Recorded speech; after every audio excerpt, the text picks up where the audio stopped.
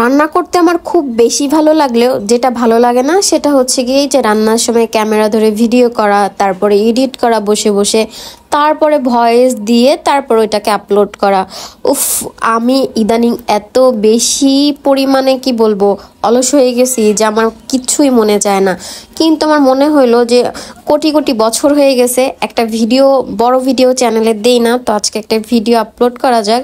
তাই এখন বসে গেছি এডিট করতে। আর আমার এই ভিডিওটা কে কোথা থেকে দেখতেছো অবশ্যই কমেন্ট করে বলবা। তো যাই হোক, আজকে আমি রান্না করছিলাম মুরগি ভুনা, আর এই মুরগি ভুনাটাই আমি তোমাদের সাথে শেয়ার করব।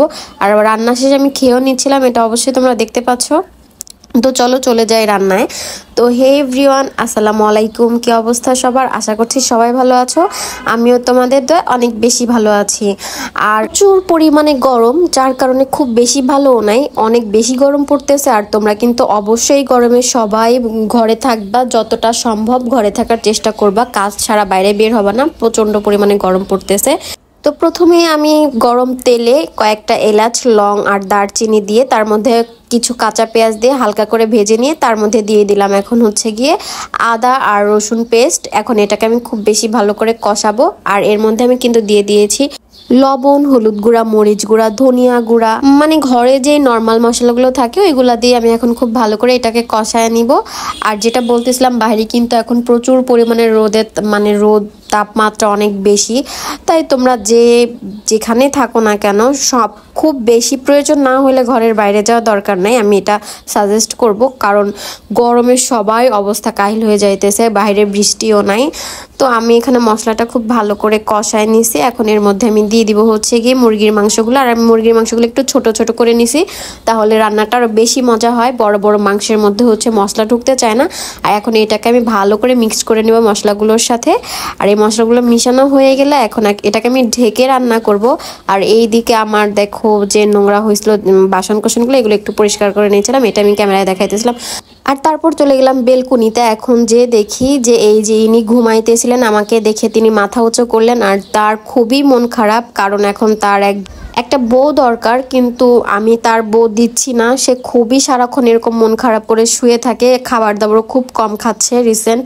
তো সবাই ওর জন্য দোয়া করবা, ও একটু অসুস্থ আর এরকম মন মরা হয়ে বসে থাকার। এদিকে আমি দেখতেছিলাম যে আমার তরকারিটা হয়েছে নাকি মুরগিটা। তো দেখো অনেকটা কিন্তু কষানো হয়ে গেছে, যার কারণে উপর দিয়ে তেলগুলো ভাসতেছে। আর ওইদিকে আমি হচ্ছে আগে আলুগুলো পরিষ্কার করে ধুয়ে ভেজে রেখে দিয়েছিলাম, যার কারণে এটা এখন আমি অ্যাড করে দিলাম, যাতে এটা একটু বেশি সফট হয়। আর তোমরা যারা আমার ভিডিও দেখো তারা তো জানো অবশ্যই আমার আলু কতটা পছন্দ। আমি কিন্তু অনেক বেশি পছন্দ করি আলু। আর আমার আলু ছাড়া চলেই না, আমি প্রত্যেক তরকারিতে হচ্ছে গিয়ে আলু খাই। তো যাই হোক, আমি এটাকে ভালো করে কষায় নিব। যেহেতু মুরগির মাংস, আমি এটাতে বেশি পানি অ্যাড করব না, আমি এই তেলেই হচ্ছে গিয়ে এটাকে ভালো করে কষাবো। আর এটাকে আমি খুব ভালো করে নাড়াচাড়া করতেছিলাম যেন নিচ থেকে লেগে না যায়, পুড়ে না যায়। এটা কিন্তু মিডিয়াম আঁচে আমি রান্না করতেছিলাম। তোমরা চাইলে এরকমভাবে রান্না করতে পারো। এখানে আমার দেখো কষানো শেষ, তাই আমি একটু গরম পানি দিয়ে দিছি। গরম পানিটা দিলে কিন্তু রান্নার টেস্টটা আর কি থাকে, কিন্তু ঠান্ডা পানি দিলে কি হয়, রান্নার ওইরকম টেস্ট পাওয়া যায় না। তোমরা এইভাবে রান্না করে দেখতে পারো। তো আমি এখানে হচ্ছে গিয়ে এখন মশলাগুলো করে নিচ্ছিলাম। আর এটা আমি ঢেকে রান্না করতেছিলাম, এটা আমি ক্যামেরায় দেখাইতেছিলাম না। তো এখানে দেখো অনেকটা পানি শুকায় গেছে, তোমাদের দেখাইতেছিলাম যে তেল কতটা ভেসে উঠছে। আর কার কার আমার মতো মুরগির মাংস পছন্দ আর আলু যে কারা কারা পছন্দ করে অবশ্যই কমেন্টে বলবা। আমি কিন্তু অনেক বেশি পছন্দ করি আলু। আর এইদিকে আমার রান্নাও শেষ, তাই আমি উপর দিয়ে এখন হচ্ছে ভাজা যে জিরা গুঁড়াটা থাকে এটা দিলে কিন্তু মাংসের ফ্লেভারটা আরও বেশি বেড়ে যায়। আর এটার টেস্ট কিন্তু দ্বিগুণ বাড়ায়। মাংসের যে একটা আলাদা সেন্ট থাকে, এইটার অন্যরকম একটা স্মেল বের হয়। আমি দিয়ে নিয়ে এটা ভালো করে নাড়াচাড়া করতেছিলাম, আর এটা সত্যি অনেক সুন্দর একটা স্মেল বের হচ্ছিল। তারপর আমি এখানে একটা লেবু কেটে নিলাম, কারণ এখন আমি খেতে বসবো। আর লেবুগুলো কেটে আমি একটু ঢং করতেছিলাম, ক্যামেরায় দেখাইতেছিলাম যে আমি লেবু কাটতে পারি। তারপর আমি প্লেটে ভাত বেড়ে নিয়েছি, কারণ এখন আমার প্রচন্ড পরিমাণে খিদা লাগছে, তো আমার খাইতে হবে।